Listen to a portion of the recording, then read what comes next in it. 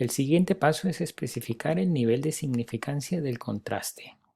Para entender mejor este nivel de significancia, retomemos el ejemplo inicial. Recordemos que para realizar el contraste tomamos una muestra.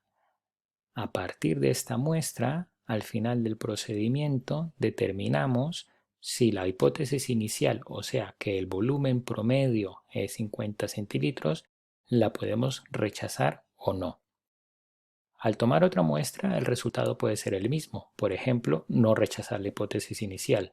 Sin embargo, al tomar otra muestra, por ejemplo la tercera, el resultado puede ser que rechazamos la hipótesis inicial.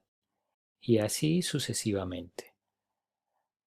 Dicho de otra forma, el resultado del contraste, rechazar la hipótesis o no, depende de la muestra tomada. Si el volumen promedio realmente es igual a 50 centilitros, vemos entonces que los contrastes hechos con la muestra 3 y la muestra 100, al cual rechazamos, son contrastes en los que hemos cometido un error. Y este error le llamamos error tipo 1. Hemos rechazado una muestra que debíamos haber aceptado, ya que la hipótesis inicial es verdadera. Teniendo en cuenta esto, entonces alfa, o sea, el nivel de significancia, define la tolerancia para cometer un error tipo 1. En otras palabras, el nivel de significancia alfa es la probabilidad de rechazar la hipótesis inicial cuando esta hipótesis inicial es verdadera.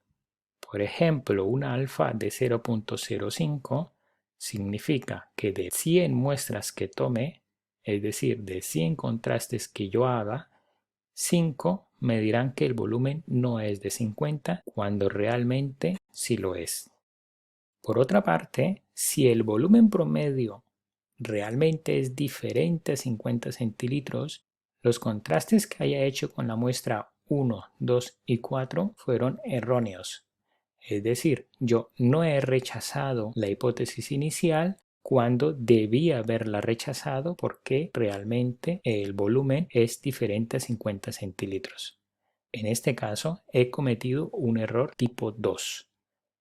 Teniendo en cuenta esto, se define beta como la tolerancia para cometer un error tipo 2.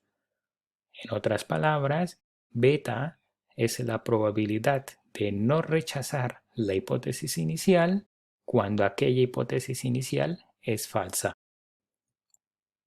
Por ejemplo, un beta de 0.05 significa que de 100 muestras que tome, es decir, de 100 contrastes que haga, 5 me dirán que el volumen no es diferente a 50, ya que no hemos rechazado la hipótesis inicial, cuando realmente sí es diferente a 50. Lo anterior lo podemos asemejar a un juicio legal. En un juicio, como situación real, tenemos que el acusado puede ser inocente o culpable. La hipótesis con la que se parte un juicio es que el acusado es inocente a no ser de que se pruebe lo contrario. Por lo tanto, el veredicto ha de ser que el acusado es no culpable o culpable. Nótese que el veredicto no puede ser que el acusado sea inocente. Podemos encontrarnos con los siguientes casos: que el acusado sea inocente y que el veredicto final sea no culpable, por lo cual se ha hecho justicia en el juicio. También podemos encontrar el caso en que el acusado es culpable y el veredicto ha sido culpable, por lo cual también es justicia lo que se ha hecho. Pero también podemos encontrar el caso en que el acusado es inocente, sin embargo el veredicto es culpable. Y aquí hemos cometido un error en el proceso del juicio. También podría darse el caso en que el acusado realmente es culpable, sin embargo el veredicto del juicio lo declara como no culpable. Estos mismos casos los podemos encontrar en un contraste de hipótesis. La situación real es que la hipótesis inicial es cierta o que la hipótesis inicial es falsa. La hipótesis inicial de nuestro ejemplo es que la media es de 50 centilitros. Y la decisión después de realizar nuestro contraste es de no rechazar esa hipótesis inicial o por el contrario rechazarla. Si la situación real es que la media sí es de 50 centilitros, es decir, la hipótesis inicial es cierta, sin embargo, nuestro resultado en el contraste ha sido rechazar esa hipótesis inicial, estamos cometiendo un error tipo 1 que ya lo hemos definido y que la probabilidad de cometer este error está definido por el nivel de significancia. También podemos tener el caso en que la hipótesis inicial es falsa, sin embargo, el resultado de nuestro contraste es no rechazarlo, lo cual hemos cometido un error tipo 2 y como ya hemos visto también, la probabilidad de cometer este error tipo 2 está definida por beta. Por otra parte, si la hipótesis inicial es cierta y nosotros no hemos rechazado esta hipótesis con nuestra muestra o con nuestro contraste, no hemos cometido un error y esa probabilidad estaría dada por 1 menos el nivel de significancia. Finalmente, si la hipótesis inicial es falsa y nosotros hemos rechazado esa hipótesis inicial, volvemos a no cometer error y esta probabilidad está dada por 1 menos beta y la llamamos la potencia de nuestro contraste. Finalmente, también en algunos casos podríamos definir el error tipo 1 como falso positivo y el error tipo 2 como falsos negativos. Ya hemos definido entonces las hipótesis de nuestro contraste, el tipo de contraste y el nivel de significancia. Vamos ahora a determinar la distribución de la muestra y el estadístico de contraste. Ya que el contraste de nuestro ejemplo es sobre la media de la población, analizaremos entonces la media de la muestra.